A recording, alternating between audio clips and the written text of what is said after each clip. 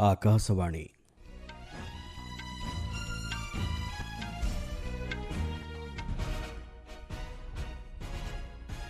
संवाद पढ़ुछंती चंदन घोष। मुख्य संवाद ऑपरेशन सिंदूर माध्यम भारतीय सेनाबाहिनीर पराकाष्ठा समग्र विश्व में देश को गौरवान्वित करने सह आगामी पीढ़ी लगी प्रेरणार उत्स होई रहिबो कहिले प्रधानमंत्री। पाक अधिकृत काश्मीर प्रसंग रे ही केवल पाकिस्तान सहित कथबार्ता कराजिबो बोली भारतर स्पष्टोक्ति। पुडुचेरी रे 3टी नूतन अपराधिक आईन कार्यकारिता संपर्क में आज समीक्षा कले स्वराष्ट्र मंत्री। जम्मू काश्मीर शोपियान जिले में सुरक्षा बाहिनी गुली रे 3 आतंकवादी निहत एवं अमेरिका राष्ट्रपति 3 दिनिया मध्यप्राच्य राष्ट्र गस्तर प्रथम पर्यायर आज पहुंचिले साउदी अरब रे। प्रधानमंत्री नरेंद्र मोदी आज इस्लामाबाद उद्देश्य निजर शक्त आभिमुख्य प्रकाश करी कहिसंती पाकिस्तान रे एभली कोनोसी स्थान नहीं जेउठारे कि आतंकवादी माने शांति रे निश्वास नहीं परिबे। आतंकवादी मानकु सेमानको निज घरे विनाश करिवार क्षमता भारतर रहिछि बोली से कहिसंती।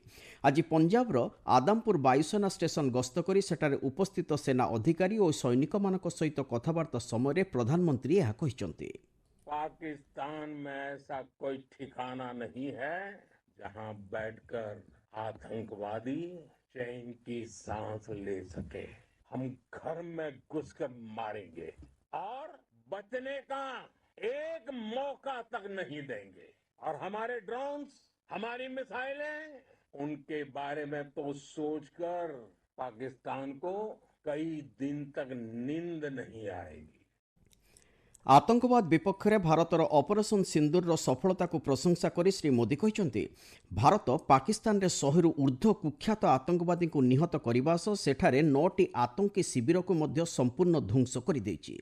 एही आतंकवादी माने पाकिस्तान रो सेना उपर संपूर्ण विश्वास करिथांती, मात्र भारतर सशस्त्र बाहिनी पाकिस्तान सेना को संपूर्ण रूपे परास्त करिछि बोली से कहिसंती। प्रधानमंत्री कहिसंती आतंकवाद कार्यर प्रच्छद पटरे थिबा संगठन एवं व्यक्ति विशेष माने वर्तमान अनुभव कर सारिछंती जे निरीह लोकमानकर रक्त बुहाइबार परिणाम केवल ध्वंस एवं महाविनाश। 9 आतंकी ठिकाने बर्बाद हुए, 100 से ज्यादा आतंकियों की मौत हुई। आतंक के आकाओं को अब समझ आ गया है भारत की ओर नजर उठाने का एक ही अंजाम होगा, तबाही। भारत में निर्दोष लोगों का खून बहाने का एक ही अंजाम होगा, विनाश और महाविनाश।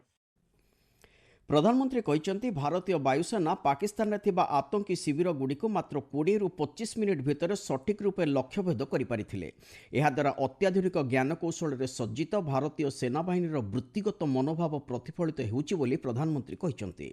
श्री मोदी कहते ऑपरेशन सिंदूर देशर नैतिक मनोबल को प्रोत्साहित करने सह समग्र देश को एकतार गोटे सूतारे बांधि रखिबार सफल होइछि। एतद्व्यतीत भारतर सीमा को संपूर्ण सुरक्षित रखिबार सफल होइछि।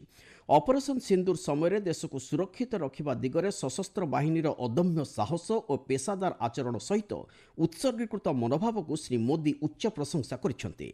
भारतीय सेनाबाहिनी समग्र विश्व में देश को गौरवान्वित करने सह आगामी पीढ़ी लगी प्रेरणार उत्स होई रहिबो बोली प्रधानमंत्री मतव्यक्त करिसेंती। आज से अनेक दशक बाद भी जब भारत के इस पराक्रम की चर्चा होगी तो उसके सबसे प्रमुख अध्याय आप और आपके साथी होंगे। आप सभी वर्तमान के साथ ही देश की आने वाली पीढ़ियों की और उनके लिए भी नई प्रेरणा बन गए। मैं वीरों की इस धरती से आज एयरफोर्स, नेवी और आर्मी के सभी जाबाजों, बीएसएफ के अपने शूरवीरों को सैल्यूट करता हूं। पाक अधिकृत काश्मीर प्रसंग में ही केवल पाकिस्तान सहित कथबार्ता कराजिबो बोली भारत कहिछि। आज नुआदिल्ली ठारे वैदेशिक मंत्रालयर मुखपात्र रणधीर जयसवाल गणमाध्यम को ए संपर्कित एक प्रश्नर उत्तर दे यह कहिसंती। से कहिसंती एही अंचल को पाकिस्तान बेआईन भावे निज अधीन रे रखिछि। एही प्रसंग में भारत पाकिस्तान सहित द्विपक्षीय आलोचना करिबो। एथिरे कोनोसी मध्यस्थीर आवश्यकता नाही बोली श्री जयसवाल स्पष्ट करिसंती। हमारा लंबे अरसे से यही राष्ट्रीय पक्ष रहा है कि भारतीय केंद्र शासित प्रदेश जम्मू और कश्मीर से संबंधित किसी भी मुद्दे को भारत और पाकिस्तान को द्विपक्षीय तरीके से ही हल करना है। इस स्थिति में कोई बदलाव नहीं हुआ है। जैसा कि आप जानते हैं, लंबित मामला केवल पाकिस्तान द्वारा अवैध रूप से कब्जा किए गए भारतीय क्षेत्र को खाली करने का है। आपण माने संवाद शुणुचंती आकाशवाणीरो। मेघालय पर्यटन खनि प्रजुक्तिविद्या और सेवा आदि क्षेत्र में अभूतपूर्व सुजोग रही बोली उपराष्ट्रपति जगदीप धनखड़ कहते। आज नुआदिल्ली मेघालयर गारो, खासी और जाइंतिया पार्वत्यांचल स्वयं सहायक गोष्ठीर सदस्य मान सहित भाव विनिमय समय श्री धनखड़ यह कहते। से कहते मेघालय प्रतिभावान व्यक्तिंकर अभाव नहीं। सरकार ए राज्य समेत समग्र उत्तर पूर्वांचल सामग्रिक विकास लगी कार्यकारी करुवा विभिन्न योजनार सुफल जेभली कोण अनुकोण में पहुंची पारिबो से दिगरे प्रचेष्टा करिबा लागि उपराष्ट्रपति एही स्वयं सहायक गोष्ठीर सदस्य मानकु कहिसंती। स्वराष्ट्र मंत्री अमित शाह आज पुडुचेरी रे 3टी नूतन अपराधिक आईन कार्यकारिता संपर्क में समीक्षा करिसंती।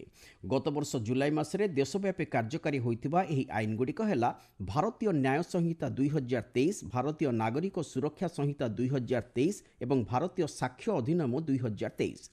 ଏହି ବୈଠକରେ ମୁଖ୍ୟତଃ ପୁଡୁଚେରୀର ପୁଲିସ ବିଭାଗ, କାରାଗାର, ଅଦାଲତ, ବିଚାର ପ୍ରକ୍ରିୟା ଏବଂ ଫରେନ୍ସିକ୍ ସେବାରେ ନୂତନ ଅପରାଧିକ ଆଇନର କାର୍ଯ୍ୟକାରିତାର ଅଗ୍ରଗତି ସମ୍ପର୍କରେ ଆଲୋଚନା କରାଯାଇଛି। ବୈଠକରେ ଅଧ୍ୟକ୍ଷତା କରି ଶ୍ରୀ ଶାହା ବିଭିନ୍ନ ମାମଲାରେ ପଞ୍ଜୀକୃତ ହେଉଥିବା ଏଫ୍ଆଇଆର୍ ଗୁଡ଼ିକୁ କେବଳ ତାମିଲ ଭାଷାରେ ଲେଖାଯିବା ଉପରେ ଗୁରୁତ୍ୱ ଆରୋପ କରିଛନ୍ତି। ତେବେ ଅନ୍ୟ ଭାଷାରେ ଯଦି କୌଣସି ବ୍ୟକ୍ତି ଏଫ୍ଆଇଆର୍ ପଞ୍ଜୀକୃତ କରିବାକୁ ଚାହାନ୍ତି ତେବେ ତାହା ସୁନିଶ୍ଚିତ କରିବାକୁ ମଧ୍ୟ ସେ କହିଛନ୍ତି। ସେହିଭଳି ଇ ସମନ, ଇ ସାକ୍ଷ୍ୟ ଓ ନ୍ୟାୟଶ୍ରୁତି ଯଥାଶୀଘ୍ର କାର୍ଯ୍ୟକାରୀ କରିବା ଲାଗି ସ୍ୱରାଷ୍ଟ୍ରମନ୍ତ୍ରୀ ନିର୍ଦ୍ଦେଶ ଦେଇଛନ୍ତି। ଗତ 12 ବର୍ଷ ମଧ୍ୟରେ ଦେଶର ପ୍ରତିରକ୍ଷା ବଜେଟ୍ରେ 3.28 ଲକ୍ଷ କୋଟି ଟଙ୍କା ବୃଦ୍ଧି ପାଇଛି। ପ୍ରତିରକ୍ଷା ମନ୍ତ୍ରଣାଳୟ ପକ୍ଷରୁ ସାମାଜିକ ଗଣମାଧ୍ୟମରେ ପୋଷ୍ଟ କରି ଏହି ସୂଚନା ଦିଆଯାଇଛି।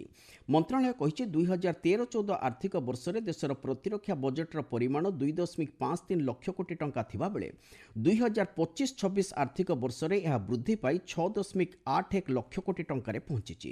ଏହି ସମୟ ମଧ୍ୟରେ ପ୍ରତିରକ୍ଷା କ୍ଷେତ୍ରରେ ସରକାରଙ୍କ ପକ୍ଷରୁ ବିଭିନ୍ନ ରଣନୀତିକ ସଂସ୍କାରମୂଳକ ପଦକ୍ଷେପ ଗ୍ରହଣ କରାଯିବା ସହିତ ଘରୋଇ କ୍ଷେତ୍ରର ଅଂଶଗ୍ରହଣ ସୁଯୋଗକୁ ଅଧିକ କରାଯାଇଛି। ସେହିଭଳି ନବସୃଜନତା ମାଧ୍ୟମରେ ସ୍ୱଦେଶୀ ଜ୍ଞାନକୌଶଳରେ ବିଭିନ୍ନ ପ୍ରତିରକ୍ଷା ସାମଗ୍ରୀ ଉତ୍ପାଦନ କରାଯିବା ସହିତ ଭାରତ ଏହି କ୍ଷେତ୍ରରେ ଆତ୍ମନିର୍ଭର ହେବାରେ ସଫଳ ହୋଇପାରିଛି। ଏତଦ୍ବ୍ୟତୀତ ଭାରତ ବର୍ତ୍ତମାନ ବିଶ୍ୱର ଏକ ବିଶ୍ୱସ୍ତ ପ୍ରତିରକ୍ଷା ଉତ୍ପାଦନକାରୀ ରାଷ୍ଟ୍ର ଭାବେ ଉଭା ହେଉଛି ଓ ରପ୍ତାନିକାରୀ ରାଷ୍ଟ୍ର ଭାବେ ମଧ୍ୟ କାର୍ଯ୍ୟ ସମ୍ପନ୍ନ କରୁଛି। ଏଥିସହ ଜାତୀୟ ସୁରକ୍ଷା ବ୍ୟବସ୍ଥା ଅଧିକ ସଶକ୍ତ ହୋଇଥିବା ବେଳେ ପ୍ରତିରକ୍ଷା କ୍ଷେତ୍ରରେ ଅର୍ଥନୈତିକ ଅଭିବୃଦ୍ଧି ମଧ୍ୟ ହାସଲ ହୋଇଛି ବୋଲି ମନ୍ତ୍ରଣାଳୟ ପକ୍ଷରୁ କୁହାଯାଇଛି। ଜାମ୍ମୁ କାଶ୍ମୀରର ସୁଫିଆନ ଜିଲ୍ଲା ଅନ୍ତର୍ଗତ ସୁକ୍ରୁକେଲେଟ୍ ଜଙ୍ଗଲ ଅଞ୍ଚଳରେ ସୁରକ୍ଷା ବାହିନୀ ଗୁଳିରେ 3 ଜଣ ଆତଙ୍କବାଦୀ ନିହତ ହୋଇଛନ୍ତି।